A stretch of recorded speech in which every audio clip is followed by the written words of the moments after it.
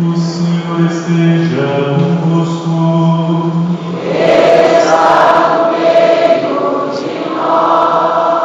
Proclamação do Evangelho de Jesus Cristo, segundo João. Glória a vós, Senhor. Naquele tempo, havia um doente, Lázaro, que era de Betânia, o povoado de Maria e de Marta, sua irmã. Maria era aquela que ungira o Senhor com perfume e enxugara os pés dele com seus cabelos.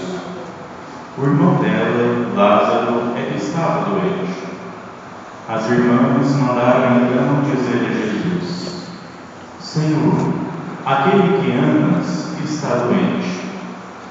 Ouvindo isso, Jesus disse: Esta doença não leva à morte, ela serve para a glória de Deus, para que o Filho de Deus seja glorificado por ela. Jesus era muito amigo de Marta, de sua irmã Maria e de Lázaro. Quando ouviu que este estava doente, Jesus ficou ainda 2 dias no lugar onde se encontrava. Então disse aos discípulos: Vamos de novo à Judeia. Os discípulos disseram: Mestre, ainda há pouco os judeus queriam apedrejar-te, e agora vais outra vez para lá? Jesus respondeu: O dia não tem 12 horas? Se alguém caminha de dia, não tropeça, porque vê a luz deste mundo. Mas se alguém caminha de noite, tropeça, porque lhe falta a luz. Depois acrescentou: O nosso amigo Lázaro dorme, mas eu vou acordá-lo. Os discípulos disseram: Senhor, se ele dorme, vai ficar bom. Jesus falava da morte de Lázaro, mas os discípulos pensaram que ele falasse do sono mesmo. Então Jesus disse abertamente: Lázaro está morto. Mas por causa de vós, alegro-me por não ter estado lá, para que creiais. Mas vamos para junto dele. Então Tomé, cujo nome significa gêmeo, disse aos companheiros: Vamos nós também para morrermos com ele. Quando Jesus chegou, encontrou Lázaro sepultado havia 4 dias. Betânia ficava a uns 3 quilômetros de Jerusalém. Muitos judeus tinham vindo à casa de Marta e Maria para as consolar por causa do irmão. Quando Marta soube que Jesus tinha chegado, foi ao encontro dele. Maria ficou sentada em casa. Então Marta disse a Jesus: Senhor, se tivesses estado aqui, meu irmão não teria morrido. Mas mesmo assim, eu sei que o que pedires a Deus, Ele o concederá. Respondeu-lhe Jesus: Teu irmão ressuscitará. Disse Marta: Eu sei que ele ressuscitará na ressurreição no último dia. Então Jesus disse: Eu sou a ressurreição e a vida. Quem crê em mim, mesmo que morra, viverá. E todo aquele que vive e crê em mim não morrerá jamais. Crês isto? Respondeu ela: Sim, Senhor. Eu creio firmemente que tu és o Messias, o Filho de Deus, que devia vir ao mundo. Depois de ter dito isto, ela foi chamar a sua irmã Maria, dizendo latim: O Mestre está ali e te chama. Quando Maria ouviu isso, levantou-se depressa e foi ao encontro de Jesus. Jesus estava ainda fora do povoado, no mesmo lugar onde Marta se tinha encontrado com ele. Os judeus que estavam em casa consolando-a, quando a viram levantar-se depressa e sair, foram atrás dela, pensando que fosse ao túmulo para lhe chorar. Indo para o lugar onde estava Jesus, quando o viu, caiu de joelhos diante dele e disse-lhe: Senhor, se tivesses estado aqui, o meu irmão não teria morrido. Quando Jesus a viu chorar, e também os que estavam com ela, estremeceu interiormente, ficou profundamente comovido e perguntou: Onde o colocastes? Responderam: Vem ver, Senhor. E Jesus chorou. Então os judeus disseram: Vede como ele o amava. Alguns deles, porém, diziam: Este que abriu os olhos ao cego não podia também ter feito com que Lázaro não morresse? De novo, Jesus ficou interiormente comovido. Chegou ao túmulo. Era uma caverna fechada com uma pedra. Disse Jesus: Tirai a pedra. Marta, a irmã do morto, interveio: Senhor, já chega mal. Está morto há 4 dias. Jesus lhe respondeu: Não te disse que se creres verás a glória de Deus? Tiraram então a pedra. Jesus levantou os olhos para o alto e disse: Pai, eu te dou graças por ter visto. Eu sei que tu sempre me escutas, mas digo isso por causa do povo que me rodeia, para que creia que tu me enviaste. Tendo dito isto, exclamou com voz forte: Lázaro, vem para fora. O morto saiu, atado de mãos e pés com lençóis mortuários e o rosto coberto com um pano. Então Jesus lhes disse: Desatai-o e deixai-o caminhar. Então muitos dos judeus que tinham ido à casa de Maria e viram o que Jesus fizera, creram nele. Palavra da salvação. Glória a vós, Senhor. Hoje nós chegamos no maior sinal que Jesus pode nos ter feito e nos apresentar ao longo da caminhada quaresmal. Há 5 semanas atrás, desde o nascimento do Evangelho de São João, nós fomos com Jesus ao deserto para ele ser um sinal de que é verdadeiramente humano, que sofre as tentações que nós todos sofremos e que devemos vencer pela nossa vida de constância, de oração, de busca de Deus. Há 4 semanas, ele nos dá outro sinal. Sobe a montanha, se transfigura, se mostra como ele realmente é na sua glória, glória que nós todos vamos alcançar.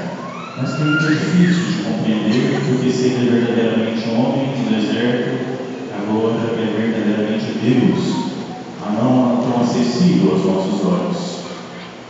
Há 3 semanas nos sentamos com Jesus no poço. Ele nos dá o sinal da água, dizendo que ele é a água viva que brota para cada um de nós e pede que nós sejamos água viva, fonte que jorra para a vida dos irmãos e irmãs. Semana passada, Jesus se mostra como um sinal de luz para todos nós, que rompe as nossas cegueiras, curando o cego de nascença, mostrando que não existe pecado passado que nos aprisione hoje, mas ele, como luz do mundo, liberta a nossa vista de todos os preconceitos para que possamos caminhar a ele. Hoje Jesus toca o grande mistério que dói o coração de todos nós, se não de forma próxima, de forma distante, mas sempre presente e sempre atingível nas pessoas que nós amamos e até em nós.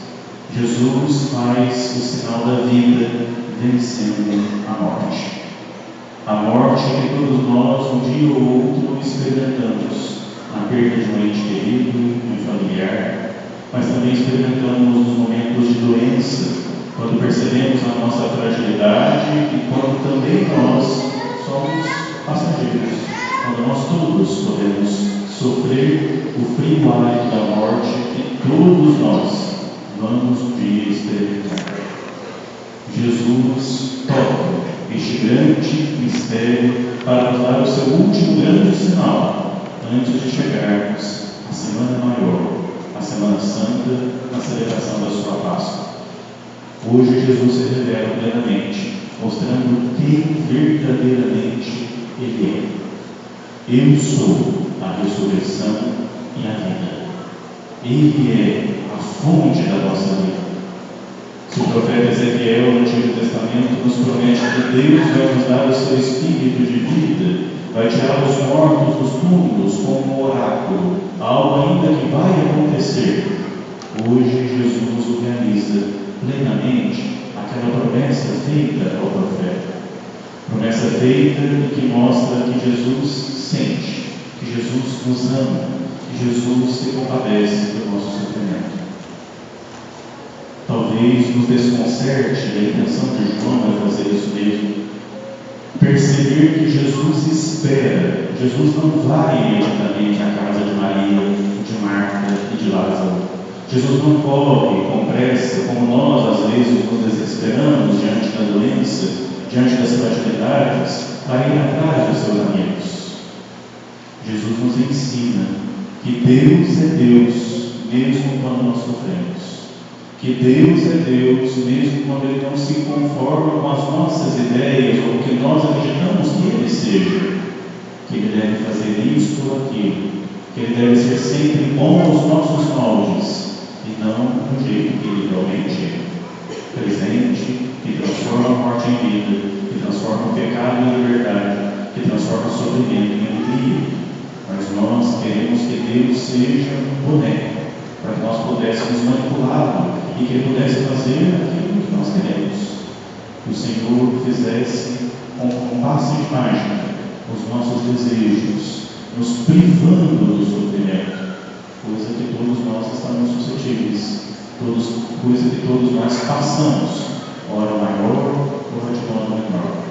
Todos nós sofremos a dor da morte, todos nós sofremos a doença, todos nós temos dificuldades, e talvez você, eu, não esteja pensando que você passa nesse momento, mas que Jesus vai mostrar que Ele é a vida e Ele vai curar todas as dores do nosso coração, não do jeito que nós queremos, mas Ele está ali no nosso meio e nós devemos perceber a sua presença. Me encanta que possivelmente o menor versículo da Bíblia nós olhamos hoje, no capítulo 11 de João, versículo 35. E Jesus chorou. Jesus sente, Jesus ama, porque se nós um dia queremos fugir do sofrimento, se nós queremos deixar de sofrer um dia, nós vamos deixar de amar. Vai nos dizer um pensador, que é psicólogo, psicanalista, que não existe nada no mundo mais suscetível ao sofrimento do que o amor. Se nós não amamos, nós sofremos. Nós sofremos porque o outro é incoerente, não corresponde às nossas expectativas. Nós sofremos porque o outro pode nos decepcionar, nós não somos perfeitos e andamos ao longo da nossa caminhada. Nós vamos sofrer pelo abandono, pela decepção, pela saudade quando o outro vai partir, na saudade quando o outro vai para os braços do Pai no mistério da morte. Se nós sofremos, é porque nós amamos. E isso é um grande termômetro que nós não podemos deixar nunca de estar atentos. E Jesus chorou a morte de um amigo, chorou a morte de um irmão. Jesus tem compaixão do sofrimento. Jesus se comove interiormente, vendo o sofrimento daquelas duas grandes irmãs, Marta e Maria, que chegam diante do Senhor, se prostram e não ficam em silêncio passivo, mas questionam a Deus. Senhor, se tivesses estado aqui, meu irmão não teria morrido. Modelo de oração perfeita para nós. Não nos conformarmos com as coisas ruins, não nos conformarmos com o sofrimento, Se nós não podemos nos privar do sofrimento, que não nos conformemos com ele, que busquemos vida, busquemos soluções, busquemos consolo em Deus e nos irmãos e irmãs. Que nós possamos conversar com Deus e dizer: Senhor, o Senhor é Deus, poderia ter feito de outro modo, mas me ajude a entender o que o Senhor quer, me ajude a entender a sua vontade, me ajude a entender que o sofrimento não é o Senhor que faz, mas são as nossas fragilidades, são os nossos erros, os nossos pecados que causam o sofrimento. Deus não quer o sofrimento, mas Deus se arrisca de um modo profundamente grande ao dizer que nós somos livres. Deus aposta na liberdade do ser humano e na nossa liberdade nós causamos sofrimento a nós mesmos e às vezes aos irmãos e irmãs. Deus nos respeita e Deus quer estar conosco como companheiro de caminhada. Nós cantamos tão bonito ao longo da quaresma: o povo de Deus no deserto andava e Ele nos caminha conosco. Ele nos sustenta na caminhada, Ele é suporte para que nós sejamos sinais de vida na vida dos irmãos e irmãs. Por fim, para não estender, porque o Evangelho é grande nesse domingo, Jesus dá um forte grito: Lázaro, vem para fora. Substitua o nome. Yuri, vem para fora. Maria, vem para fora. Ele chama cada um de nós, das nossas situações de morte, das nossas situações de pecado, para que nós tenhamos vida, porque Ele é a ressurreição e a vida. Hoje Ele nos revelou isso e nos disse qual é o caminho. Nos disse que o caminho passa pelo sofrimento, mas não termina ali, termina na vida. E pede que você e eu saiamos do nosso túmulo, do nosso interior, que às vezes já está fedendo pelo pecado, que às vezes tem mau cheiro, e que nós precisamos limpar, que nós precisamos tirar todas as amarras para que caminhemos ao encontro de Jesus. Quais as situações de morte você, meu irmão e minha irmã, se encontra neste momento? Qual a situação que Jesus olha nos seus olhos e diz: vem para fora, saia do túmulo? Qual a situação você precisa se libertar para que Jesus seja sinal de vida na sua vida? Eu não posso responder por você, mas acho que em 5 semanas nós conseguimos já olhar para dentro do nosso coração ao longo da caminhada quaresmal e perceber o que precisa ser transformado em vida, o que precisa ser curado, sanado, transformado em liberdade e vida nova. Um detalhe que nós deixamos às vezes passar despercebido é que Lázaro sai com dificuldade, atado ainda aos lençóis com o rosto coberto, e pede que a comunidade o ajude, tire as ataduras para que ele possa caminhar livremente. Quantas pessoas Jesus chama hoje para sair do túmulo? Jesus pede para que eu e você ajudemos os irmãos e irmãs a se libertarem também dessas ataduras, que ainda são sinais do pecado, ainda aquelas pequenas prisões que, mesmo que conseguimos sair da morte, nós às vezes nos apegamos. Vamos ajudar os nossos irmãos e irmãs a saírem das situações de morte. Vamos ajudar a vencer as situações de pecado e de morte que estão ali, ao nosso redor.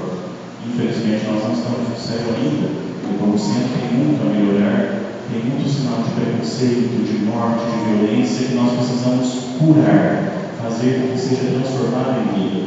E às vezes, dentro da sua casa, do seu lado, nós precisamos fazer isso.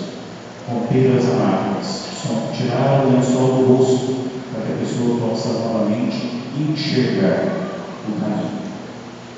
Que nessa celebração nós possamos sair daqui com a certeza de que essa ressurreição que atingiu Lázaro, essa ressurreição que daqui a 2 semanas nós vamos cantar no Páscoa, já mora no nosso peito. O Espírito de Deus já habita em nós. Nós já podemos ser transformados pela vida. Nós já podemos ser ressuscitados pela graça de Deus aqui e agora. E um dia o céu contemplou a glória do Pai. Mas já começa agora com o nosso sinal de vida.